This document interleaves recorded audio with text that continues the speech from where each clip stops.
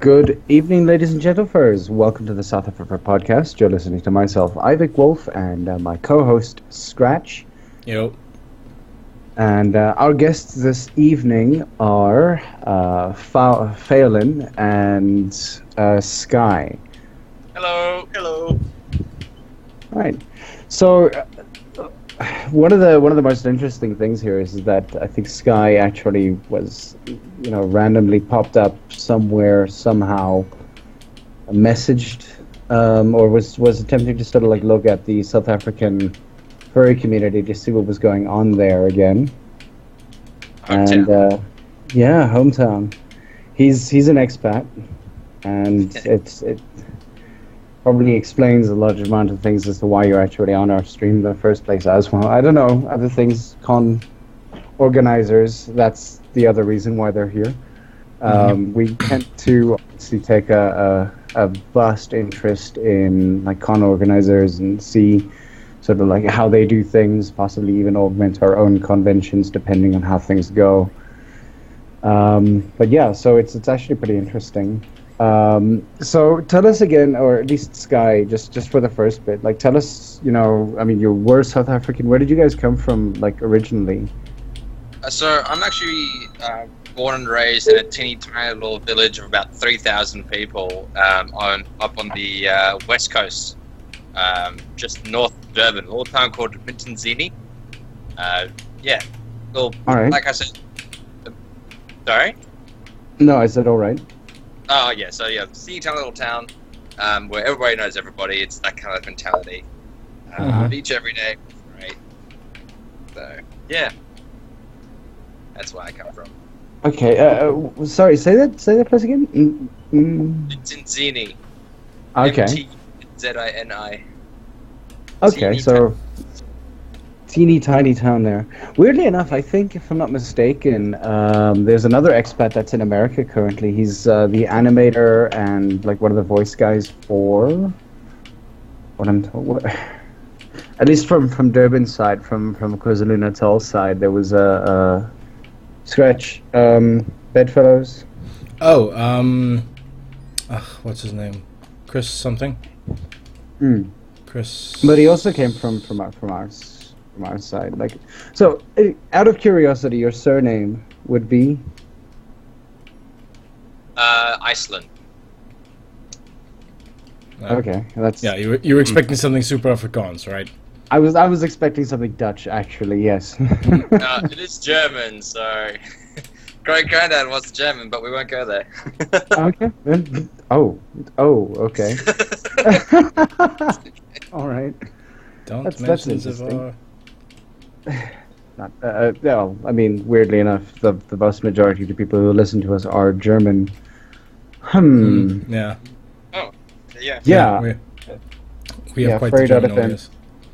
Furry.fm is a Swiss-based radio station, but the thing is that, again, like the vast majority of people who listen are in fact German because they speak German on the station. Okay. So, as Scratch says, don't mention Zaval. But yeah, so I mean, like, what were the reasons for leaving? If you can remember that far back. Well, I've been in Australia now for 10 odd years, and the reason why I left actually when I was quite young. I left when I was 15, along with my parents, and it was mostly for educational like reasons, and also like we just feared like crime and whatnot was on the rise.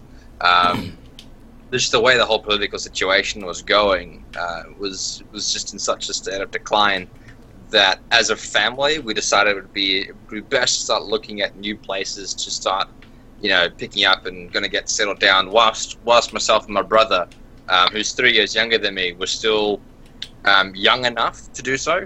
Because obviously, if you do that when you're older, it's much more difficult to get accustomed and fit in that sort of stuff. Yeah. And looking back, I'm very happy that we did do that. Now with Zuma and all that in power, it's just gone a bit backwards from what I remember. Yeah. But otherwise, it's Okay, no, that's interesting. I mean, like, and obviously your entire furry experience was mostly like through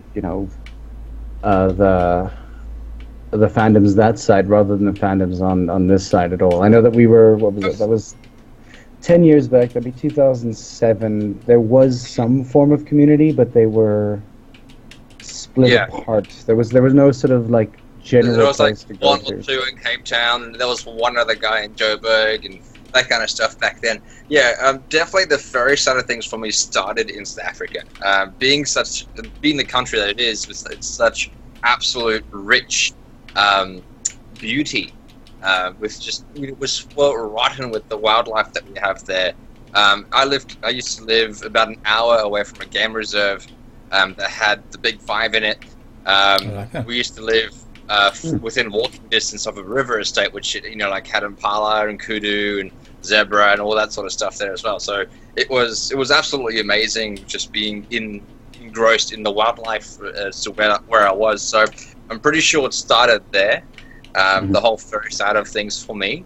But obviously, with the community being as tiny as it was, I didn't really know to call it furry, if that makes sense.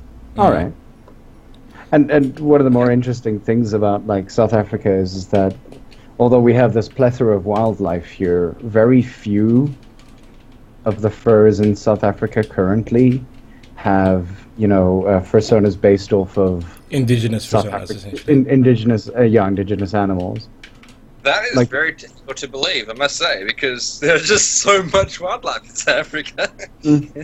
I mean, like lions, that's one thing, but I mean, like beyond that, how many lions do we have? Like 4, 5, 7? Maybe something like that, yeah. But the rest of it is like, wolves, foxes, volks, bears. Yeah, all that nonsense. I was actually at one point considering like augmenting my own persona to like involve like a little bit of black-backed jackal. Uh-huh. Yeah. But that didn't work out. Like, how many more colors do I need? Yeah. You're already a nightmare to commission for. Green and brown and black and white and white and weird spots and shapes. Where's the weird spots and shapes? They're there. You know it. Okay, fine. Okay, so any case, when it came to like when you sort of went up that side, I know that you said that you've been working with a large amount of other conventions as I think con staff before you guys decided to.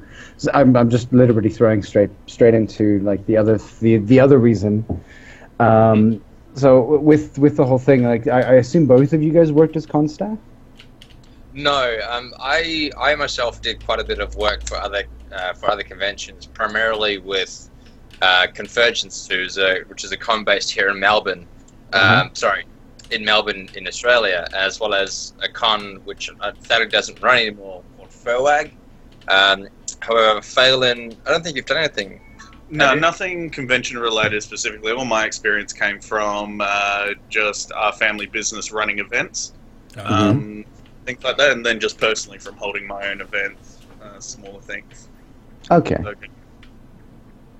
All right, and I mean, like, how was when you guys sort of first pitched the idea to? I mean, like, obviously, there's a whole bunch of stuff that comes in way before the convention even sees light. Like, how was it received as an idea? Well, actually, fairly well, I think. So, to give a bit of background into how West Aussie Fur Frenzy came to be, there used to be another local con here run in Perth called FurWag. But that stopped running. Last year was its last time that it ran. And it was going to go on an extended hiatus. But I'm not too sure if that's actually going to come back or not. I'm pretty sure it's not, after having chatted to that chair who's moved to Melbourne. It's unlikely that it's going to run again. So after that convention, myself as well as Faolan and a couple other furries were all at a room party, all happy and whatnot, and all of a sudden it got very, very deep, very, very, very, very deep. And we were like, as it does. Last time this is going to run. Oh no! So from that, long story short, the conversation that spurred from that kind of helped us, told us that Perth deserved a convention that it could be proud of, and especially a convention that was owned and operated by the local community. Unlike with FurWag, where the owners were actually from Melbourne and whatnot, so it didn't really work out all that well. But everyone still loved it. Everyone still loved FurWag for what it was. It was pulling way more numbers than what should have. And I'm happy that WAFF was able to pull the same amount of numbers just from what it looked like. So, and next year's promising to be even bigger and better. So obviously we made the right choice. Yeah, nice. Well, that's great. I mean, like when and so it was literally just an idea formed in a room party. Yep, that's right. An idea formed in a room party at the end of last one. So like, you know what? We can do this. Let's do it. And that's how it happened. The thing that really got it started was just all the support once the idea was mentioned. Like all the other furries, all the other friends heard, just all wanted in and wanted to help out and jump in. It was literally an offhand comment, like, how funny would it be if we ran our own con? And I was like, yeah, that would be great. You guys would be amazing. I was like, oh, wow, okay. And then we started talking details and we're like, oh, this is serious. Okay, it's going to happen. Yeah. Guess it's happening now. This is my life. Yeah. Yeah, I mean, like, and it's always very good to have a community behind you when it comes to like an idea that you guys want to like see come to fruition and things like that. But I mean, Australia's been sort of jumping from point to point when it comes to like hosting very, very big name conventions. Are there any ideas that you guys want to be in that same sort of boat, like up to the thousands? Oh, God, no. I don't think we ever want to reach the thousands mark. However, it'd be nice if it did. I don't think that is where our aim is. Our aim is to provide a convention that's fun for everyone to go to. It's like Australia. We're aiming for Australia's BLFC, just in like the most remote kind of city that you can think of. It's more to give the Perth ferries something they can go to and afford, because at the moment most of them will have to fork out lots of money to go over east to attend any of the conventions, but this gives a way for them to experience a convention, to pull some of their friends from over east to here to help them engage in the community, just to connect us to the rest of Australia, really. Yeah. Our closest capital city is actually in a different country. So yeah, fair point. Yeah. Okay, and how did the whole planning thing go? What were you guys doing? What were you thinking about when it came to like planning for, this kind of thing? Well, planning started pretty much immediately after FurWag. So it had been in the works for a good We're just talking between a lot of friends, finding all the support we had for a few months. But then planning began near the end of that year, around about Christmas, and we started just diving in. We created a business name, we got all our back-end stuff set up, we announced what we were going to do, and then all the people who came to support jumped into their roles. We had someone jump in and start creating events right away. We had people coming in and off materials and what we were going to do for everything.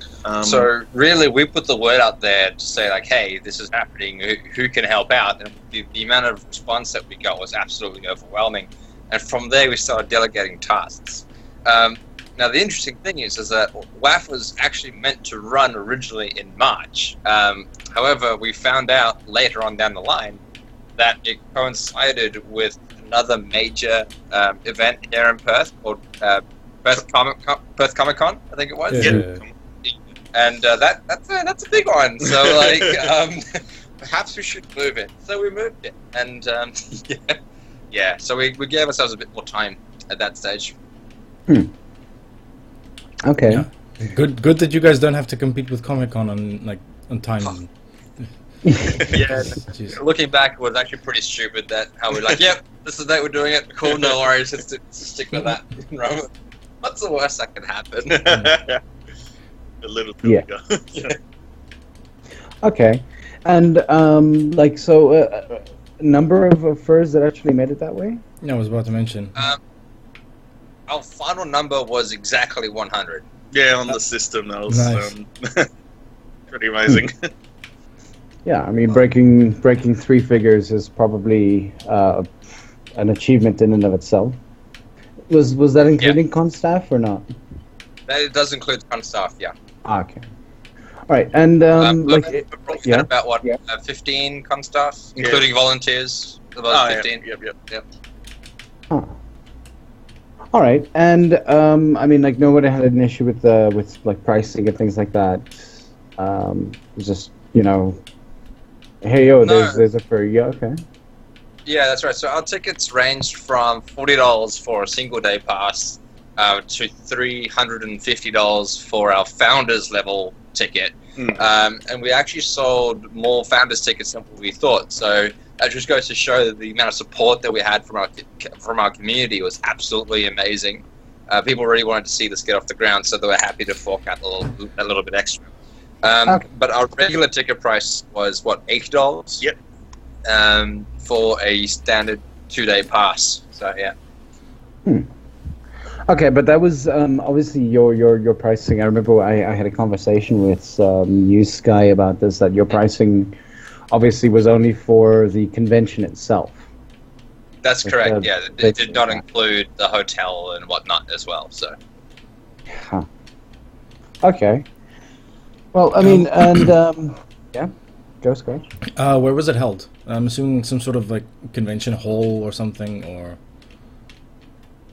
No, the place it was held was Pagoda Resort and Spa. It is a fantastic venue. They recently renovated 6 months ago, and the place just looks first class. And the staff are absolutely amazing. It was definitely worth the price for it. Yep. Every room had a spa in it. Every room had like fresh linen every day. It was it's amazing. Yeah, sounds like such a good time. And so, what are the plans for the future for you guys? Like, what do you guys intend to like? Are you going to be having it at the same place? What's your next number?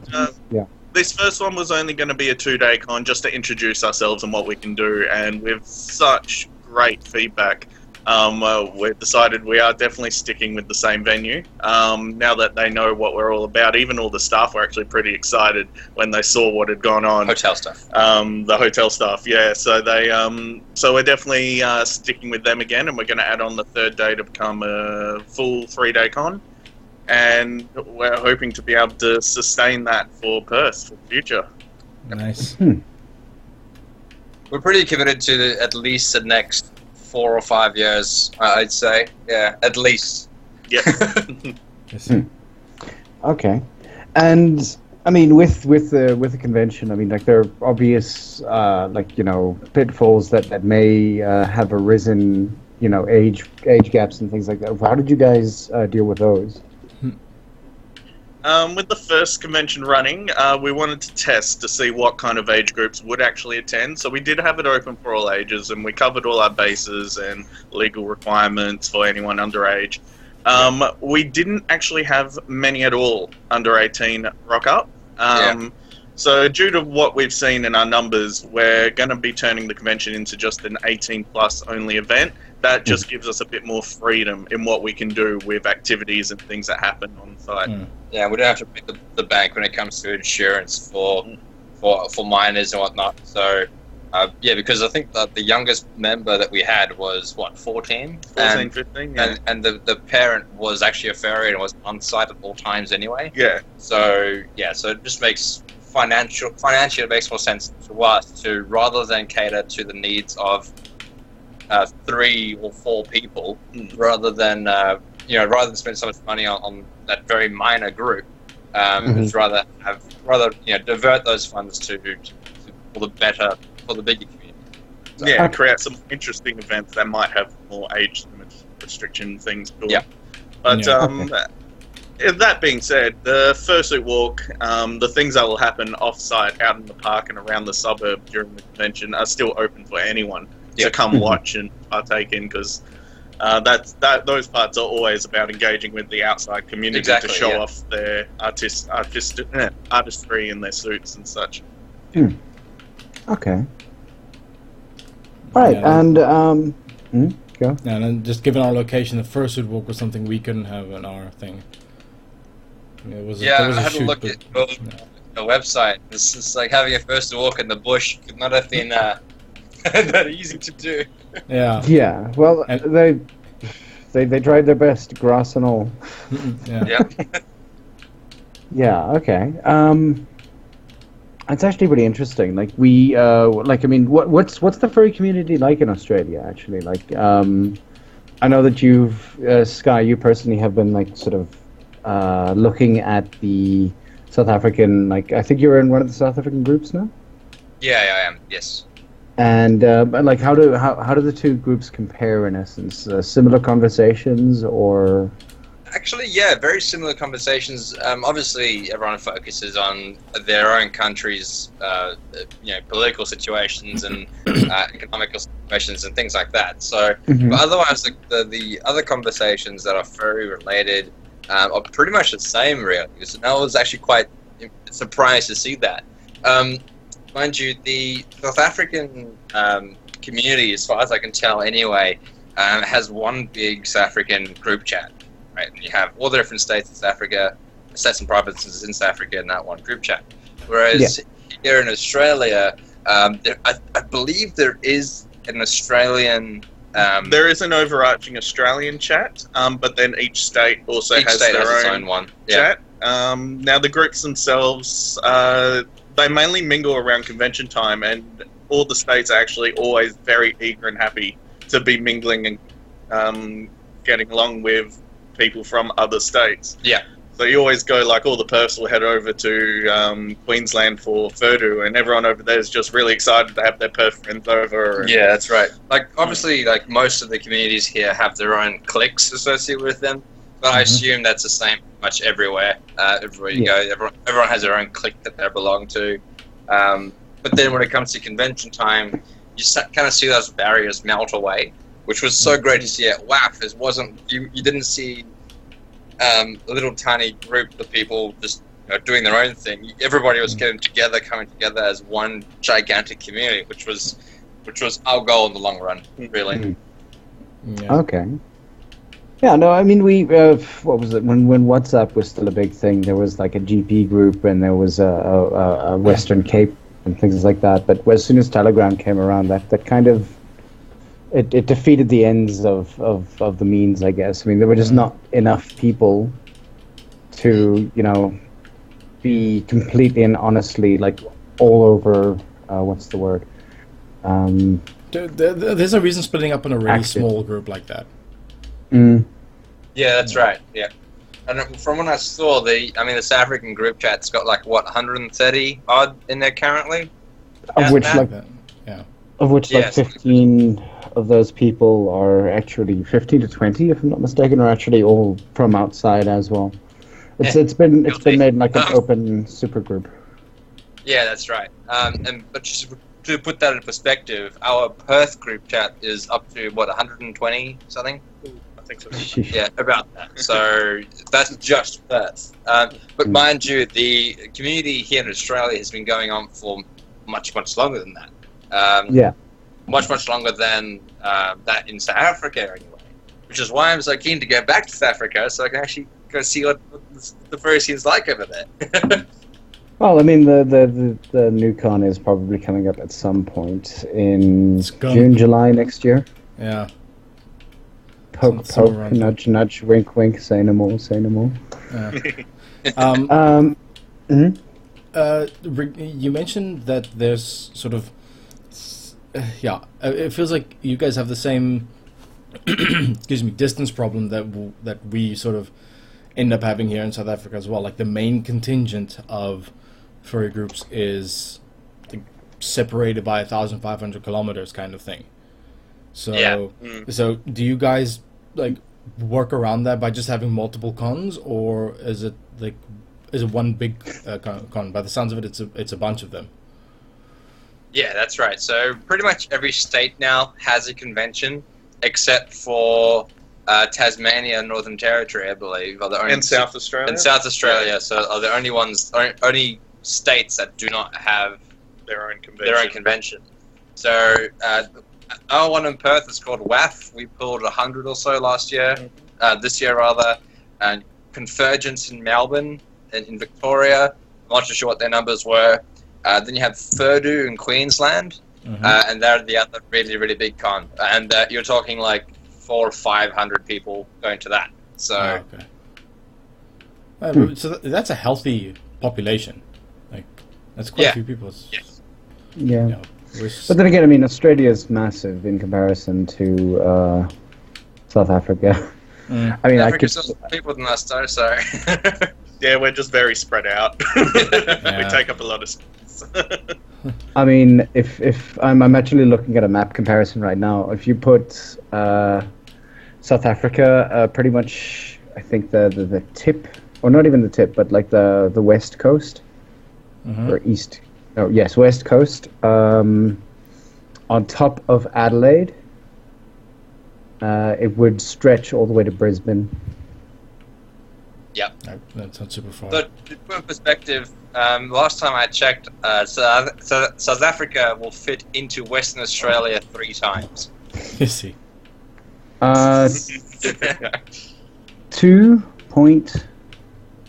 Yeah, round about twice Western Australia. Yeah, if you're cutting out the northern and southern Australian territories. Yeah. So, I mean, it always seems like you guys are very, very, like, I don't know, you're very close-knit group of people. You guys seem to be, behind each other on a whole bunch of stuff. And I don't know, like, maybe it's just Australian culture. I mean, but one of the more interesting things is that, like, when it comes to, say, native Australians and things like that, how many of them actually rock up to, fur conventions? How many of them are interested? From what we've seen, none actually. I don't think I've ever seen an Aboriginal person at a convention before. Not at a convention, but at some of our local meets, we have had one or two. Yep. They've been in attendance for those, but at a convention, I don't see every single face, so maybe they could have slipped by. Yeah. Okay. Like, there's not much interaction between us. At least we haven't been made aware of any interaction between our local fandom and any local Aboriginals. Yeah. But then again, we don't keep an eye on demographics for that stuff. So. Yeah, that's right. It's like it doesn't really bother us.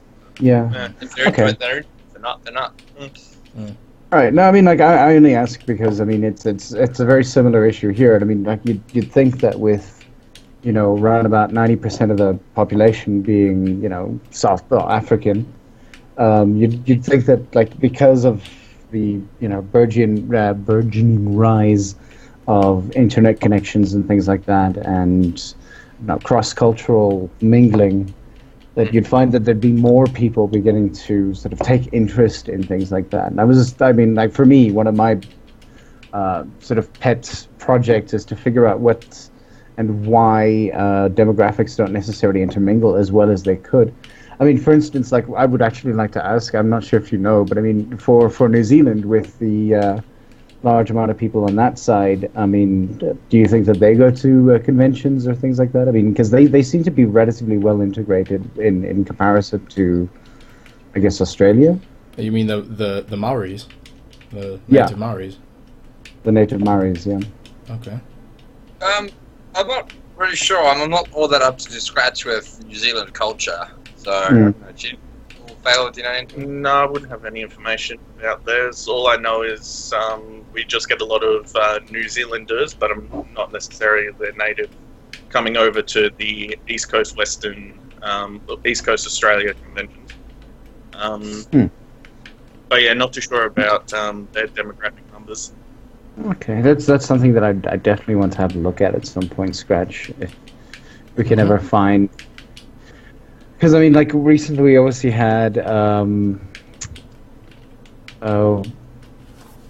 Witchy Bunny on our podcast. And, I mean, Witchy is one of the she's a con staffer at Anthrocon and things like that. And I've always asked her, like, way before about, things like that. And I mean, she was talking about the fact that it's a very, very low number, and it's always it seems like it may always be a low number. And I don't know what we could actually do to, I don't know, incorporate or try to fix things. I don't know. I'm spitballing here. Because I always find it difficult to market towards that kind of idea. I don't know if it's like some sort of, I wouldn't call it an identity issue, but it's like there's like a stronger culture outweighing like their own culture already, like to sort of warrant having another one based around people who aren't necessarily your immediate community kind of thing. Because, I mean, yeah, especially here in South Africa, the African communities are very focused around family and that kind of stuff. More so, and that culture is a lot stronger than, random people on the internet kind of thing. Yeah, no, fair enough. I mean, if you look at, say, anime culture, for instance, you'd find that in South Africa particularly, a large amount of, and I think especially in the Western Cape, a large amount of, colored people are actually far more interested in the anime cultures than they are in furrydom. But I don't think that they actually search much for furrydom because, I mean, like, it's two diversely different cultures. It could be along the lines that the anime culture actually has some substance behind it. So, people base it off different animes that they watch, whereas the furry fandom is pretty much 100% formed up by its own community. Yeah, it's got a very different dynamic where everything made up in it is personally created, whereas other fandoms are based on something that's been created and they build a fandom around it. Around that, yeah, exactly. Yeah, it's something to do with that. Understood. And I think it could be an accessibility kind of thing as well, because I'm quite certain that a lot of the people of my generation, like in this country sort of particularly, became like fans of anime because our local TV stations aired Dragon Ball Z as a kids cartoon, like in that slot, like after school slot, and everybody watched Dragon Ball Z. So so that there was a lot more accessibility to that stuff. Sorry. Yeah. Okay.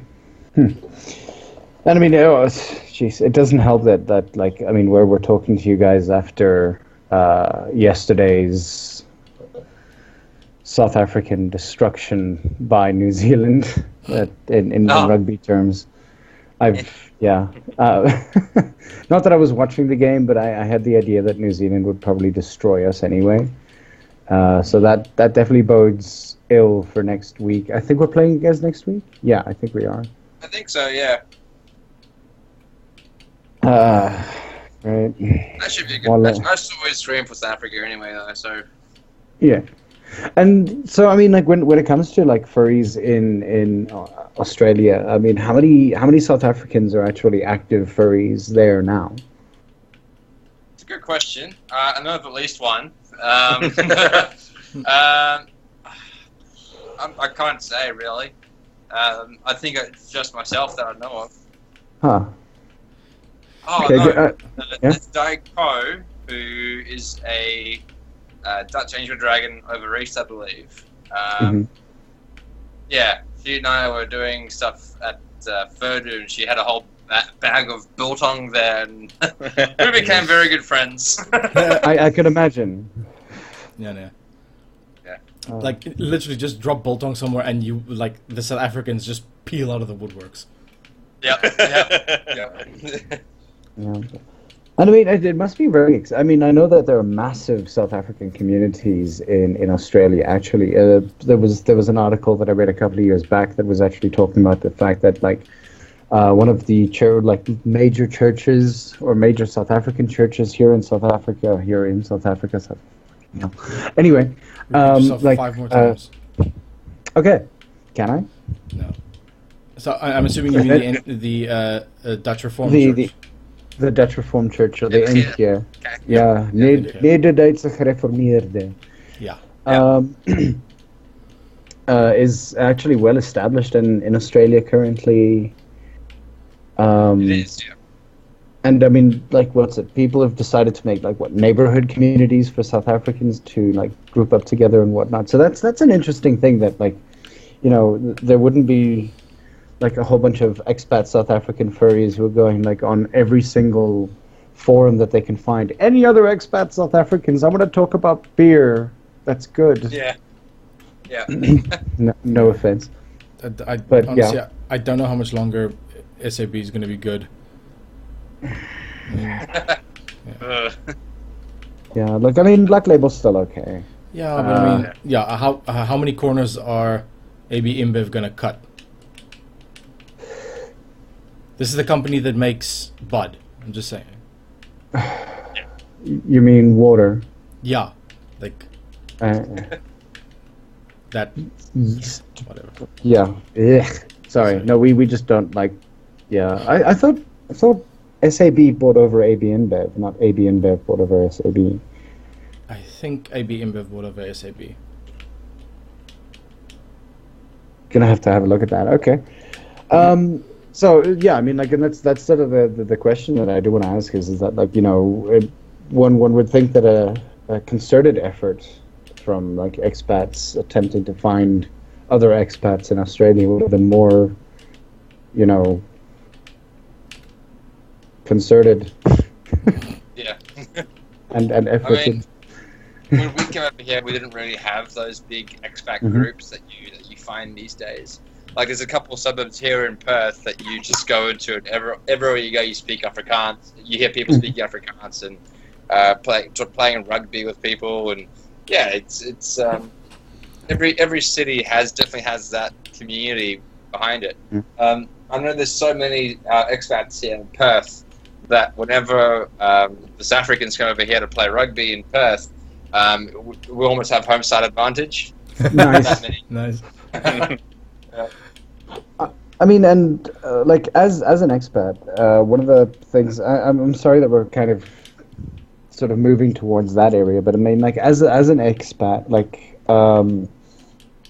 how does it feel? How are you sort of treated when you mention that you're South African? Because I know that I don't know, Australia's trying to change border laws and all that kind of stuff. Now, very, very recently, I think New Zealand's doing the same thing.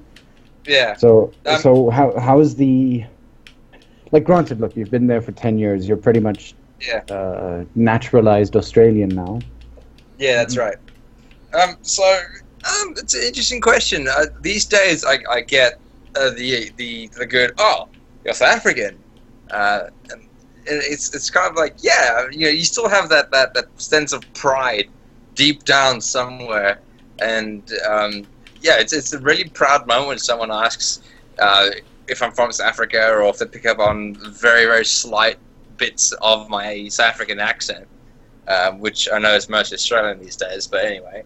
I just get filled with a whole sense of pride that I can say that I'm South African, and the people's reaction from that generally pretty surprised because probably because my accent's so Australian these days, but otherwise it's and if you happen to find another South African who asks you if you're South African, and then you start this whole 2-3 hour long conversation of why you moved over to Australia, how long you've been here. It's always the first question. Always when an expat meets another expat, it's how long have you been here? All right. It's the number one question everyone always asks. Okay, and I mean, is nothing you miss from this side? I miss the climate. I mean, it's I miss the humidity of it all. I miss the animals. I miss my family, which is all back in South Africa. Obviously, I had to leave lots of friends around, but as part of that, you come over here, you make new friends. You still keep in touch with your friends back in South Africa, but it's not as intense as it was before, unfortunately. Obviously, you have to make new friends, and as part of that, just growing up in a new country as well. Okay. Yeah, I almost want to say, like, the first thing people ask when you meet an expat or a new expat, like, sort of joins up that side, new South African comes over, it's like, first question, how long have you been here? Second question, where can I find a rooibos? Yeah. Where can I find a rooibos? Yeah, that's definitely true.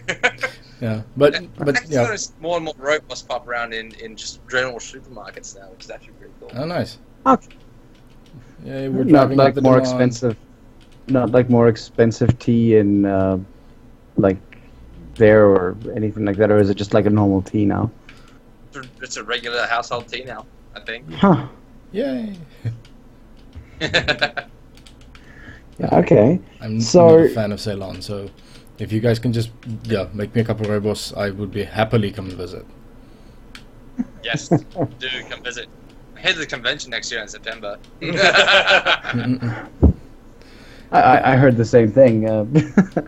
How much? Yeah, like I mean, obviously, like exchange rates aside, how many international like sort of guests are you guys possibly looking to aim for within the next say 2 or 3 years? You mean guests that we invite over ourselves, or just in guests who bring Like themselves attendees. Yeah, just attendees for now. I mean, invitations are always expensive. Well, this year we've got a couple from Malaysia come down. Yeah. We had a whole handful of people from the eastern states come over. I think we had 1 or 2 people from New Zealand as well. We definitely had two people from Pop New Zealand, around. yeah. So as the word spreads, they'll definitely. I know there's going to be a handful at some point that'll be curious and want to come have a look. Especially in the Southeast Asia / New Zealand sort of region, we did get a couple from there this year. So we're looking at hopefully getting the word out to the United States and the UK and even South Africa as well. So it's just about trying to get people over the 13-hour plane ride from South Africa to Perth. Yeah, because that's kind of another sort of problem that we kind of have. There is a furry contingent in New Zealand, and there's some in sort of like Indonesia and that area, those like islands there. But the nearest other country that would have a significant amount of like furries to South Africa is Egypt, perhaps. Yeah. Like seriously, there are like next to none in Mozambique, Zimbabwe, Namibia, like. No, there's one from Namibia. But yeah. Yeah, there's one from Nam. I hear now. Yeah. Wow. Where is that town that he comes from? It's Windy. Ventuk? No, no, it's not Ventuk. His name is Windy. Oh right, okay. Oh. Yeah. One would assume that he's from there. He's from like a small town. He's like what 16 or something years old, and he's on like what a first name basis with the mayor. Solitaire, So it's a really perhaps? no, Solitaire. it Aus, Marienthal. Aus what? Yeah, there's like a town called Aus. Or the Klein Aus. Let me just actually look. I'm gonna go into maps quick. Okay. Yeah. So regardless, Yeah. and so the con, you guys say you're just gonna like sort of push the con to grow like year on year. Is there any plans going forward, like things that you want to add next year or this year? Next year, yeah. Well, to add on to what we didn't have for this year, we will start supporting a charity every year. The first year was mainly for us to be able to get set up. Now, next year, we're going to do what we can to help some charity each year. We want to contribute and to show the effort the furry fandom as a whole does to also help out around. Then another thing... This first year was a 2-day event, so next year we are looking at doing a 3-day convention. Well, we're not looking at, it's confirmed we're doing a 3-day convention next year. So. All right. Yeah. Otherwise, like just more base. We have had a lot of feedback. Like almost 25% of our attendees have provided us with feedback, which is, as far as feedback goes, a very large number of people. So based on what people have told us there, we'll be looking at implementing new things such as a lounge where people can go just relax at like having a room party without being in a room where they can get shut down. Yeah. Okay. And more activity events rather than panels. A lot of people responded in WA a lot better to activities rather than panels. So we'll be tailoring it more for our community here, just so they can experience the best parts of the convention without having to pay the money for airfare and accommodation. But then, other than that, just keeping it sustained so we can join in with all the other conventions that are being run around that we've now found out about so many more. I mean, before we started, we didn't know that there was one up in Malaysia and one in the Philippines, and we didn't even know New Zealand had one going as well. Yeah, but now we realise all three of those places have their own conventions. We're trying to get in contact with all of them to help cross-promote and help support each other as well. The New Zealand one looks really, really cool, and I really want to try and get to that. Yeah, there's those in February, I think. Yeah, February 22nd, I think it was. Yeah. Nice. Huh. Nice. So I mean, like, it's probably easier with larger groups of people to be able to, organize. I think weirdly enough, I'd say with more people, it's easier to organize than with less. Because I mean, there's. I think there's a tipping point when it comes to that, because with one model, if you have less people, you're gonna have to ask your staff and whatnot to fork out a lot more of their own personal funds to be able to get the capital to actually run the event. Whereas if you have too many people, that just becomes a logistical nightmare. You then need to bring on a lot more staff per person, and then a lot of things. Like Anthrocon, for example, I believe Kage, you guys interviewed Uncle Kage a while ago. Yeah. And just off that interview, just listening to what he had to say, and that was absolutely fascinating. Like the sheer number of security staff that they have at Anthrocon is pretty much the same number of attendees that we had at our con. It was mind-boggling. Yeah, if you see the group picture of them all. Yeah. Yeah, like in a hangar, you need to take it from scaffolding. Yeah, exactly. I mean, and I mean, like that's 100 people just there, and you kind of sit there going like, well, I mean, how do we even get to close to that kind of perspective? I mean, like, what do you like hire 10 per 1,000? Yeah. Yeah, true. It's about one per 100. Yeah, well, a bit more than that, but yeah. Anyway. Like, depending, like, we've had people with security experience and licenses and that tell us that what they've been taught was like one security member per 100 people or one per 50 people. Yeah, something like that. Yeah. Okay. Yeah, that sounds about right. Yeah. But we had 3 security personnel this year, I believe. Yeah. Uh-huh. It's Fane, Rex, and Sasky. Were our 3 security guys. Okay. We had what, like us just essentially looking at people sternly. More like just checking badges, making sure everyone's behaving. And then also to be there in case any attendees had issues and needed someone to talk to. Which we didn't, thankfully. Yeah, everyone had a great time. No one had many issues. But it's still important to have that facility there, just in case. Safety net's always good. Yeah. Yeah. So I mean, like, so no major issues, nothing like huge happening. No. At all. Actually, I'd say we were actually amazed. Like, everything ran really well. The AV guys were concerned the entire time because they're going, nothing's gone wrong. We're scared. That's true. Yeah. I think the worst thing that happened to us is one person locked themselves on the balcony in their hotel room. But that's about it, I think. Yeah. Lucky. Yeah, very lucky. All right. So, really, nothing major to report. Any like interesting stories that you guys have, like from the convention itself, like?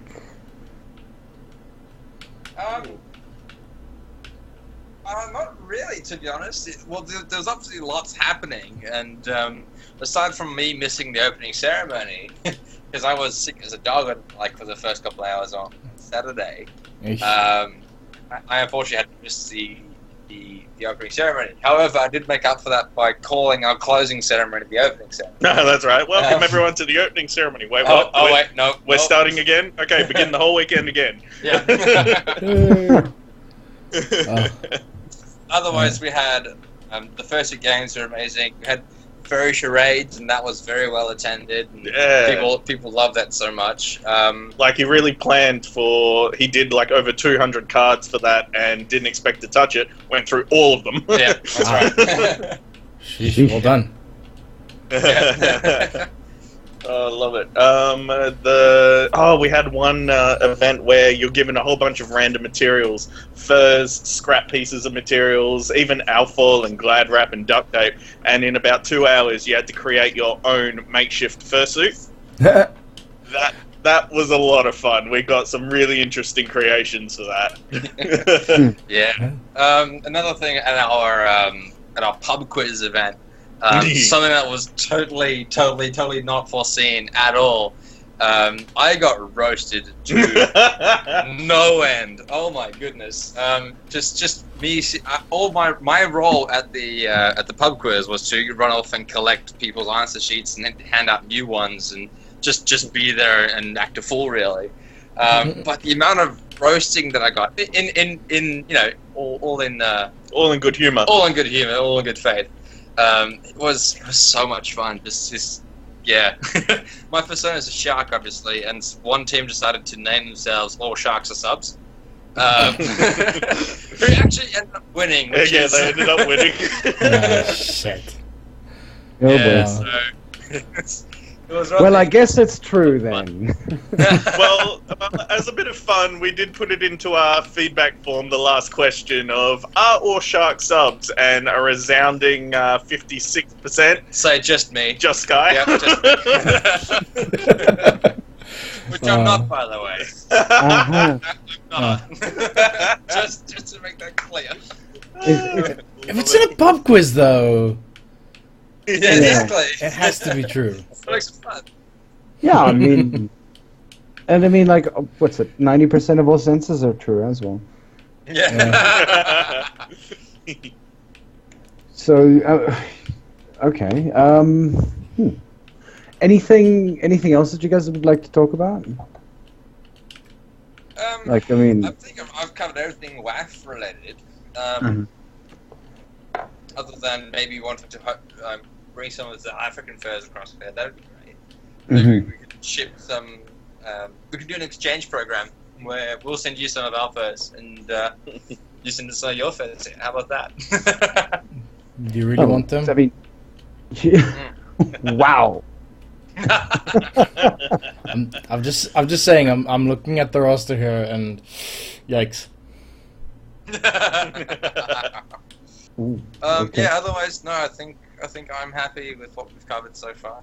Theo, do you have anything to add? No, that's good. Wait, like, yeah.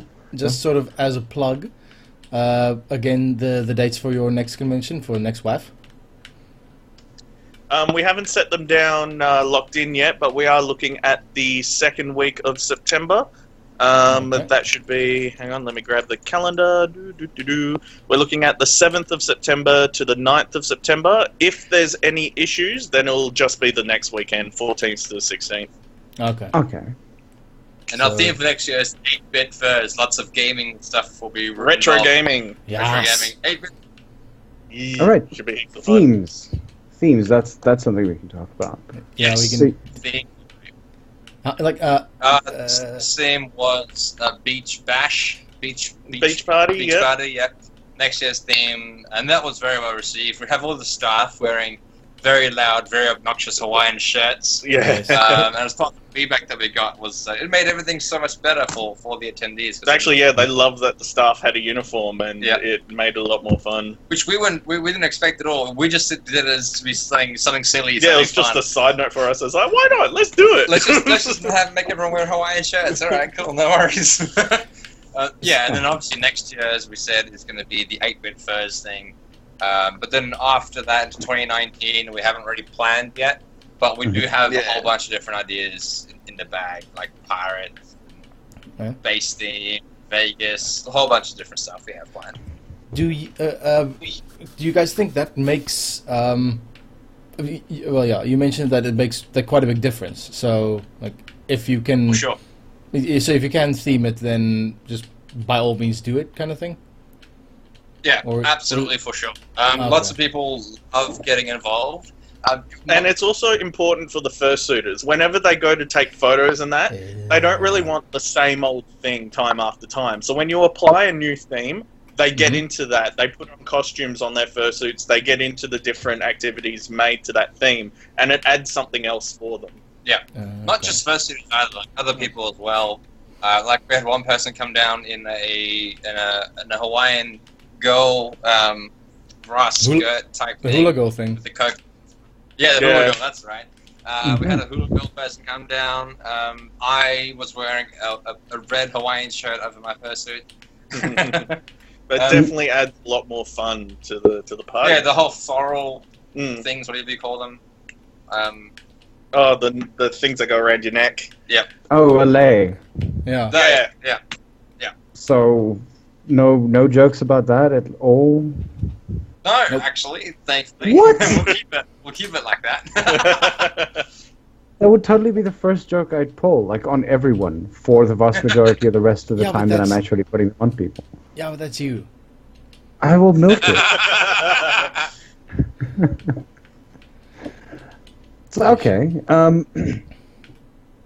So, like, maybe give us a rundown of your events. Yeah.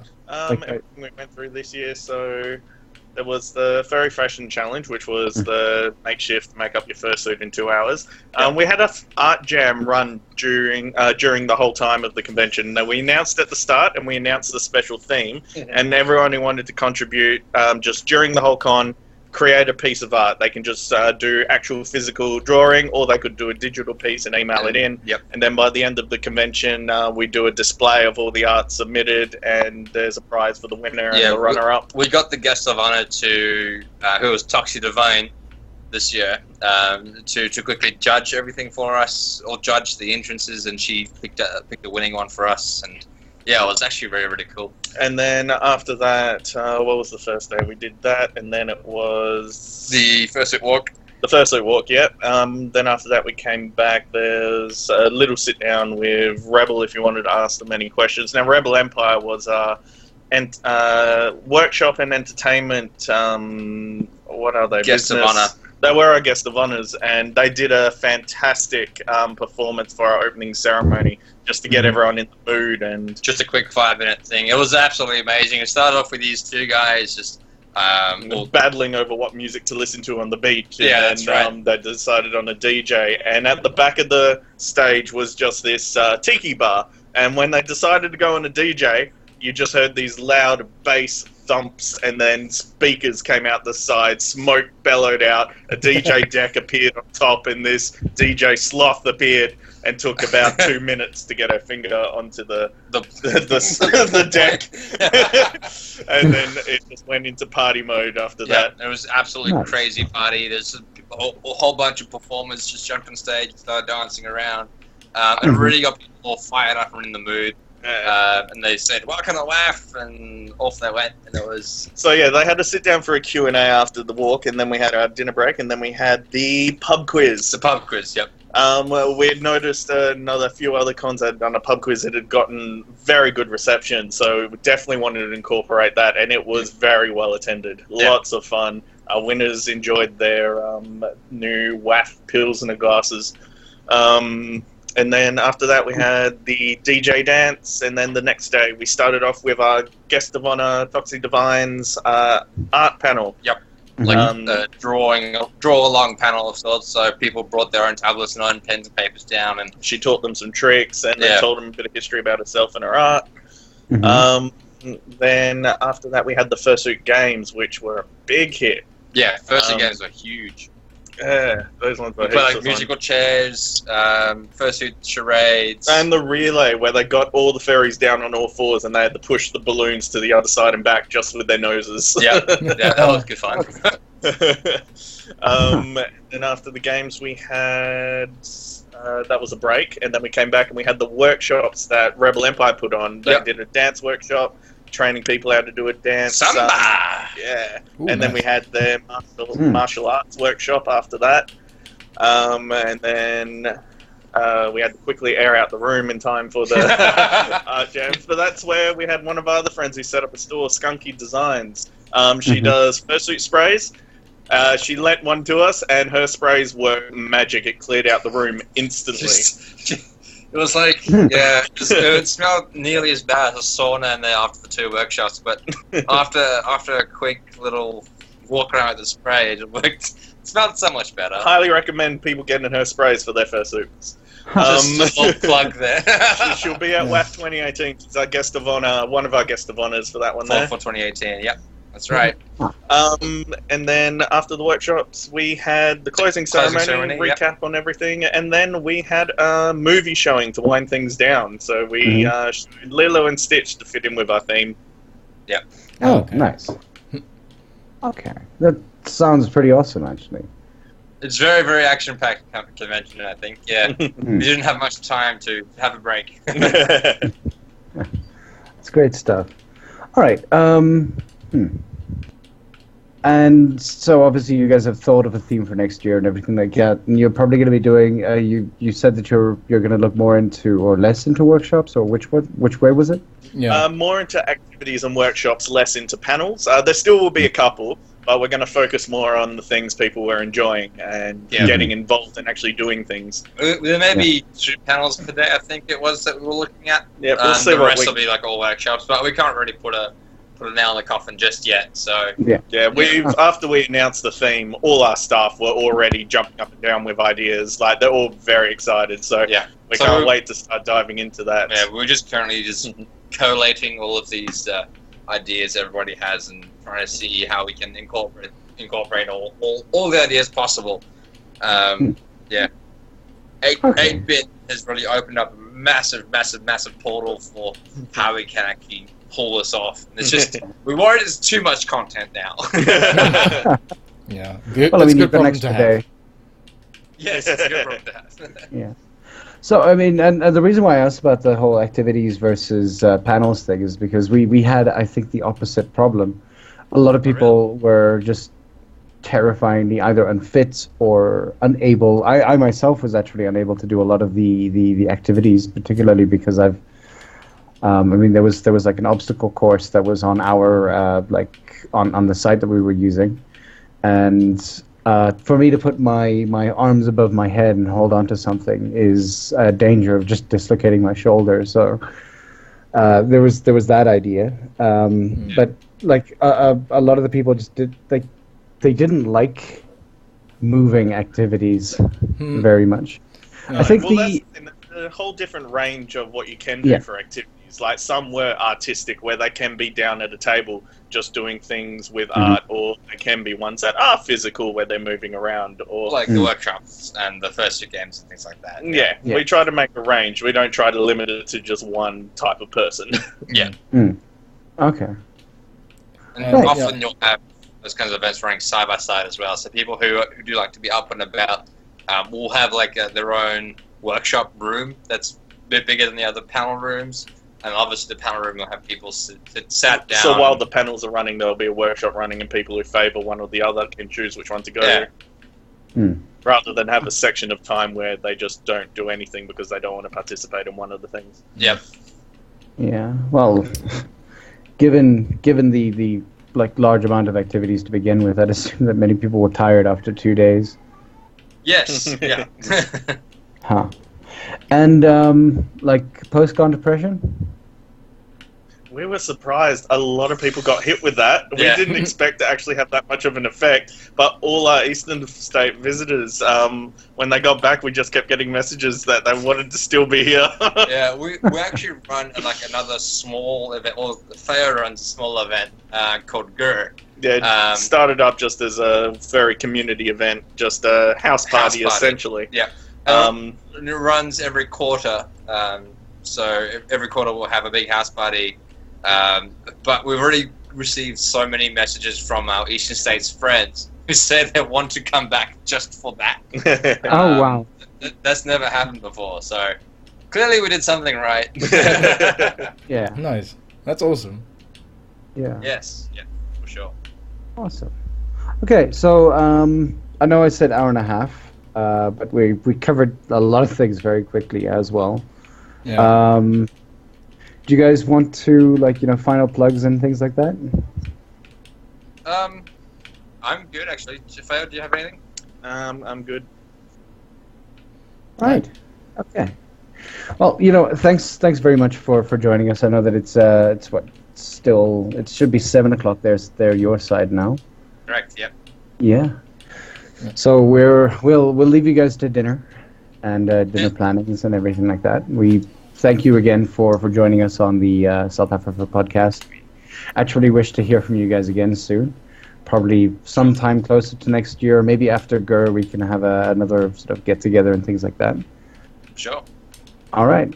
Okay. Thank you so much for the opportunity. Yeah, thank you for having us. Yeah. Thanks for being with us. Yeah, thank you guys for coming on. This was really entertaining. Thank you. Mm-hmm. Cool. Right. All right. So we shall see listeners next week then. Cheers, Yes. So yeah, we'll obviously we'll put out the media and things like that for that. All right. Yeah. Cheers, everybody. Cheers, guys. Thanks.